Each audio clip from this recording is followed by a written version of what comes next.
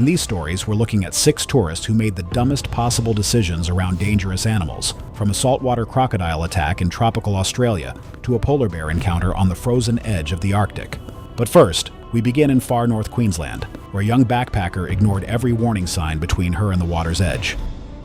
It was March 8, 2016, and the wet season had swollen the rivers and creeks of far north Queensland into brown, fast-moving corridors, cutting through dense tropical rainforest. The region north of Cairns attracted thousands of international backpackers annually, drawn by the Great Barrier Reef, the Daintree Rainforest, and a network of swimming holes and creek crossings scattered between coastal towns. Prominent signage lined nearly every accessible waterway. Bright red and yellow warnings featuring the unmistakable silhouette of a crocodile marked boat ramps, creek crossings, and riverbanks at regular intervals. Laurie Pencavel was a 24-year-old graphic design graduate from Swansea, Wales, 5 months into a working holiday that had taken her from Sydney's northern beaches up through the East Coast Backpacker Trail. She had arrived in Cairns a week earlier, picking up casual hostel work while exploring the surrounding rainforest on her days off. Laurie had documented the trip extensively on social media, building a modest following through travel photography. Her traveling companion, Effion Driscoll, 25, had joined her for the Queensland leg of the trip. On this particular morning, they had driven a rented hatchback north along a coastal road toward a creek crossing that Laurie had seen geotagged in another traveler's photos. The location was not a designated swimming area. The creek crossing consisted of a concrete causeway submerged under approximately 18 inches of tidal water, flanked by muddy banks where mangroves gave way to open ground. 2 crocodile warning signs were posted within 30 feet of the water's edge, both clearly visible from the road.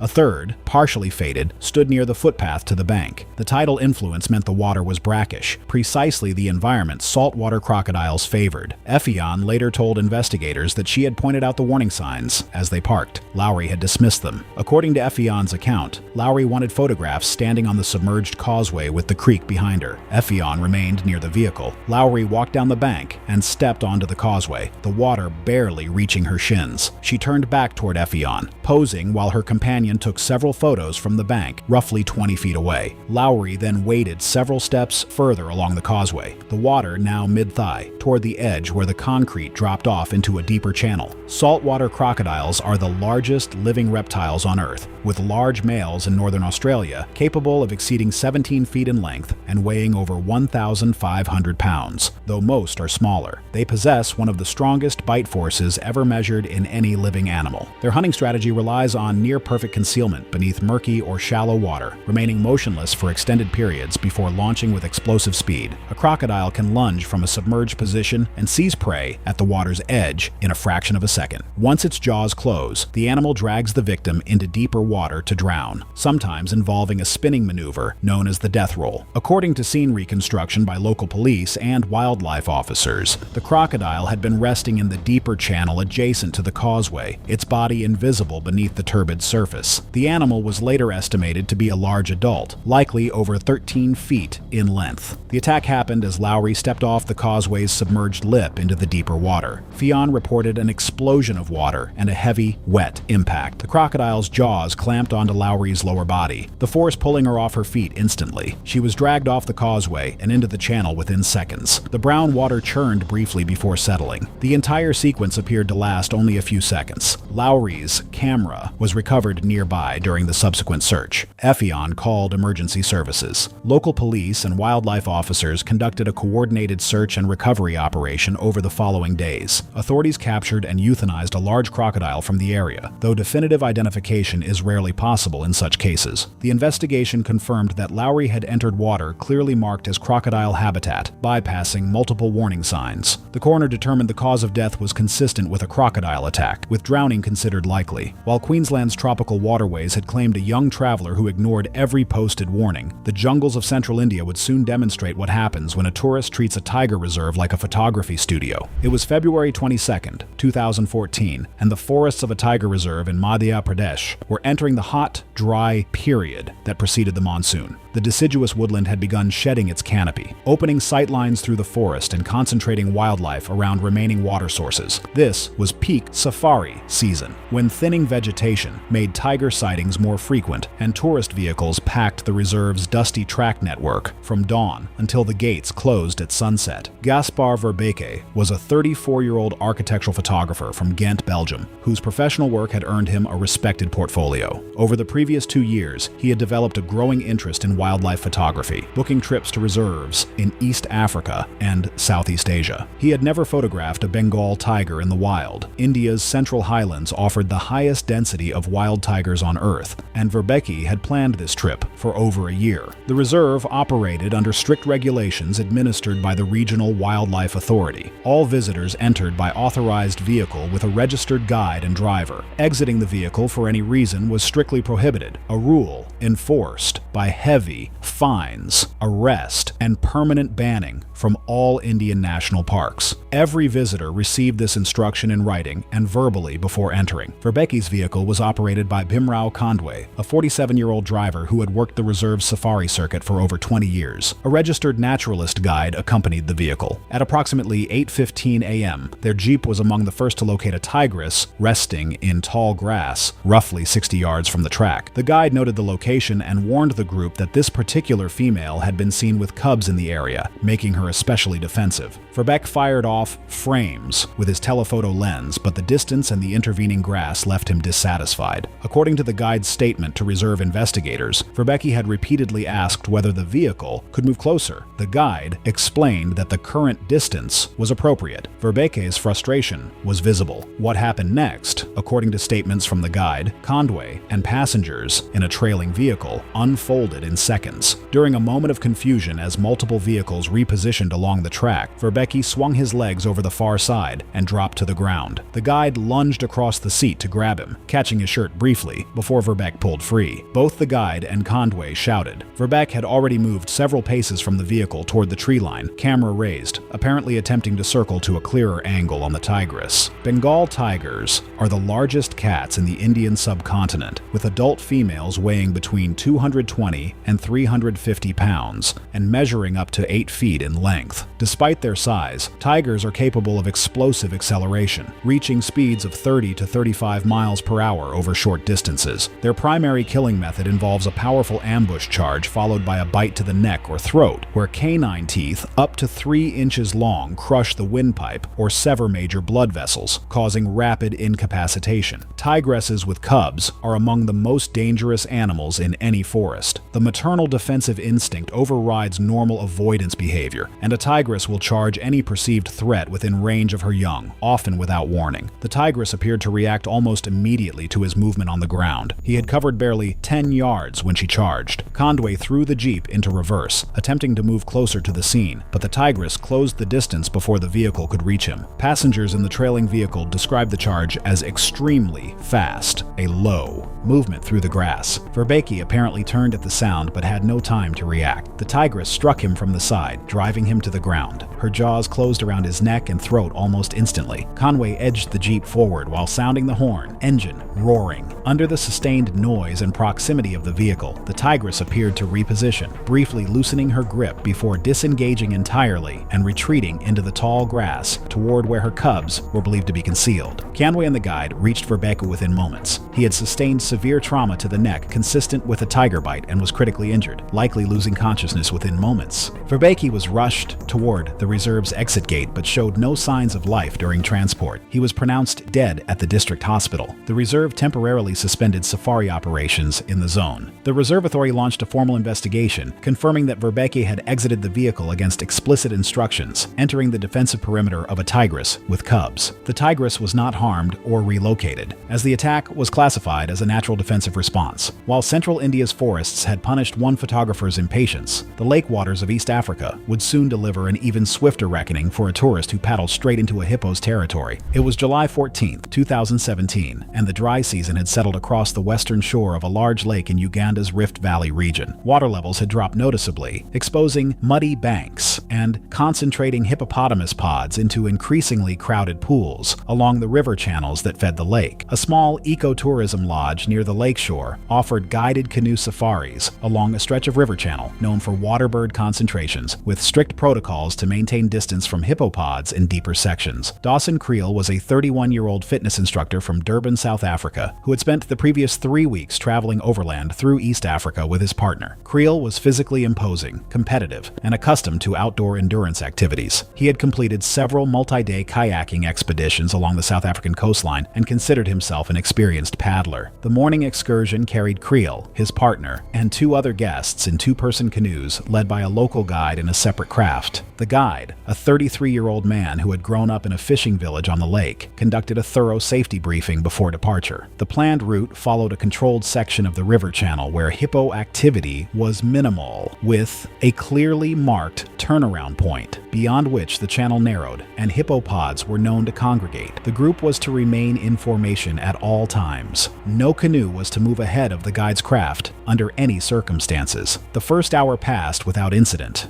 The group moved slowly along the channel, observing waterbirds and a pod of hippos visible as dark, rounded shapes in a deeper pool roughly 200 yards ahead. The guide adjusted the group's course and signaled the turnaround. Creel had been growing restless. According to his partner and the other guests, he had made several comments about the conservative pace. He told the guide he had paddled alongside seals and dolphins in South Africa, and that this distance was unnecessary. The guide explained that hippos were territorial, aggressive, and responsible for more human deaths in Africa than most other large animals. Creel dismissed him. As the group began turning back, Creel broke formation. He paddled his canoe past the turnaround marker and directly toward the deeper section of the channel where the pod was concentrated, including several calves visible alongside their mothers. The guide shouted after him, but could not physically close the distance before Creel had entered the restricted stretch of water. Hippopotamuses are among Africa's most dangerous large animals and one of the leading causes of wildlife-related deaths on the continent. Adult males weigh between 3,000 and 4,000 pounds and can exceed 14 feet in length. Despite their bulk, hippos are capable of explosive movement in water, surging from beneath or beside a target with speed that outpaces any swimmer or small vessel. Their massive jaws can open nearly 180 degrees, revealing lower canine teeth that can exceed a foot in length, capable of crushing bone and shearing flesh with enormous force. Territorial males become extraordinarily aggressive during the dry season when shrinking water forces pods into tight quarters. A large adult hippo surged upward beside Creel's canoe some distance beyond the turnaround marker, capsizing it with its body and jaws and dumping Creel into shallow water at the reed line. The hippo submerged briefly, then charged through the shallows. Creel attempted to scramble toward the bank but had barely turned before the animal was on him.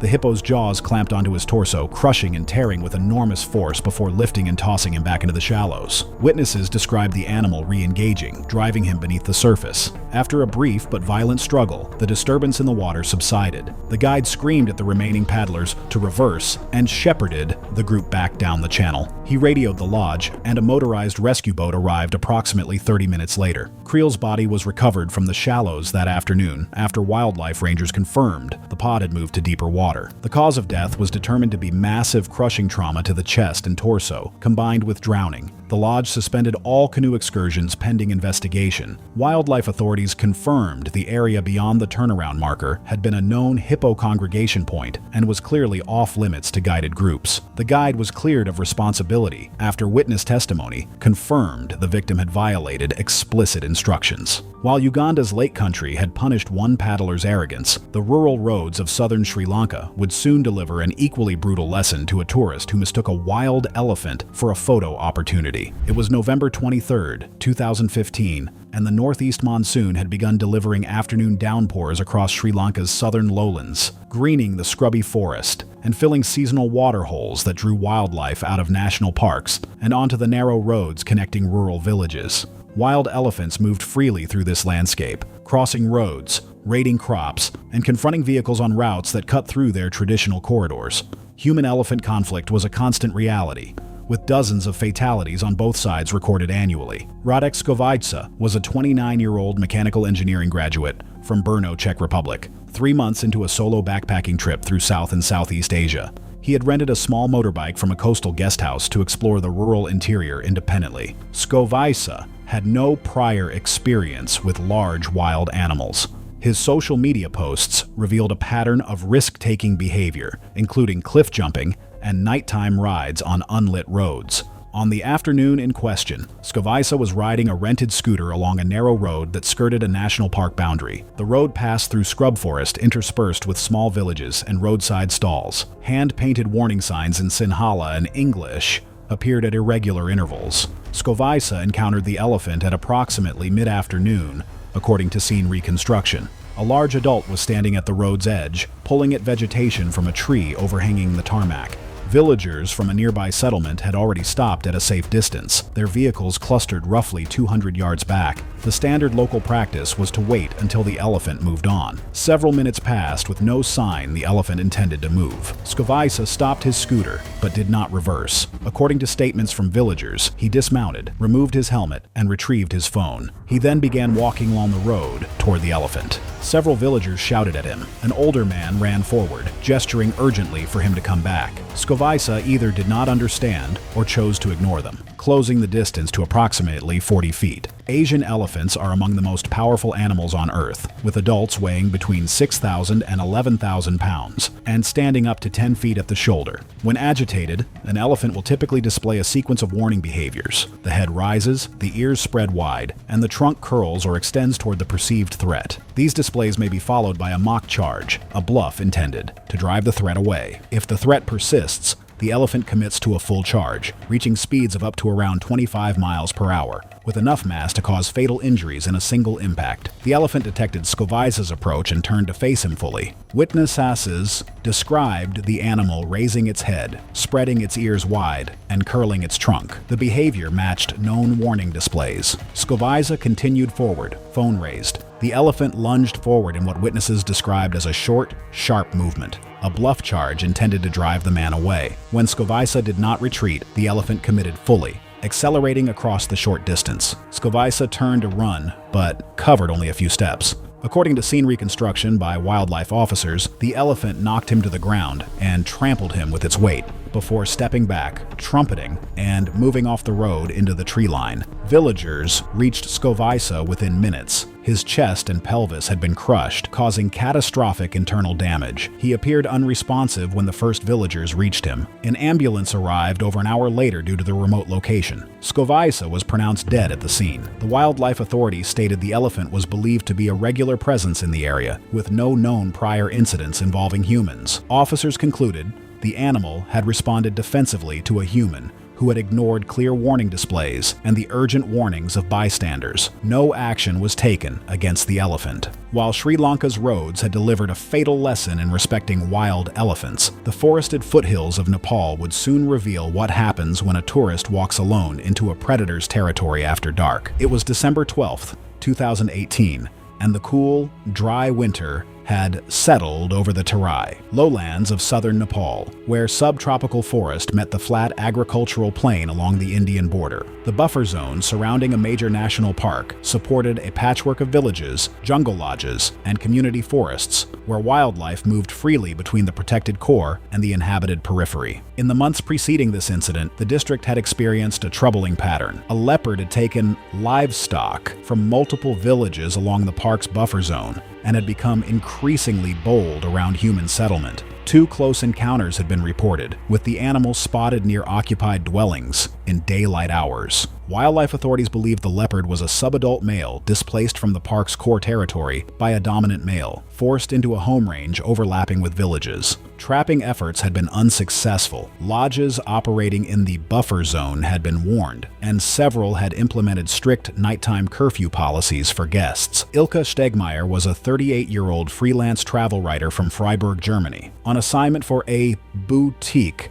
outdoor magazine. She had spent 10 days in Nepal, trekking in the Annapurna region before traveling south to the Terai for a 3-night stay at a small jungle lodge offering guided nature walks and birdwatching excursions. Stegmaier was an experienced traveler, comfortable in remote environments, and accustomed to operating independently. The lodge consisted of 6 thatched roof cottages around a central garden, bordered by dense sal forest on 3 sides. A low bamboo fence marked the perimeter, intended as a boundary marker rather than a physical barrier. The lodge employed a night watchman who patrolled after dark with a flashlight and noisemakers. Upon check-in, the lodge manager briefed Stegmaier on safety protocols. Guests were not to leave the compound after dark under any circumstances. The manager specifically referenced the recent leopard activity and explained the animal had not been captured. Stegmaier acknowledged the briefing. She did not mention any plans to leave the compound after dark. On her second evening, conversation at dinner turned to the clarity of the winter sky. Stegmaier mentioned her intention to photograph stars for her article. The lodge manager reminded the group that all areas outside the lit compound were off limits after dark. According to the night watchman's subsequent statement, Stegmaier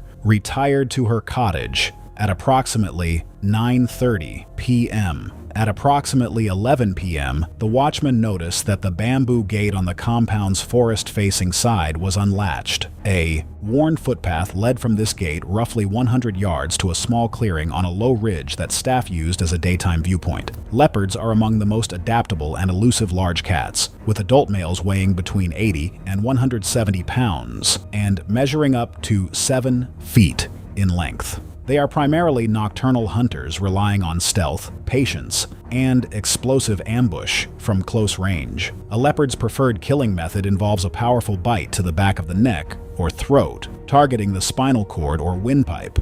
Unlike lions or tigers, leopards often attempt to drag prey into concealment after the kill, caching the body in dense vegetation to prevent scavenging. Leopards that have lost their natural wariness of humans through repeated proximity to settlements and successful livestock predation represent an acute danger, particularly to solitary individuals encountered at night in low visibility conditions. Investigators believe the following sequence is most consistent with the evidence. Stegmaier had walked along the footpath to the clearing, carrying her camera and a small headlamp. Boot prints indicated she had reached the clearing and stopped. The headlamp was found switched off on the ground near the camera's tripod, suggesting she had turned it off to avoid light pollution in her images, likely reducing her visibility of the surrounding area. Investigators noted that she had been crouching or seated at the time of the attack, based on the position of the tripod and the location of initial blood evidence. The leopard had approached from dense undergrowth at the clearing's edge. Based on physical evidence, the attack appears to have come from behind. The initial bite targeted the back of the neck, consistent with the species' ambush hunting pattern,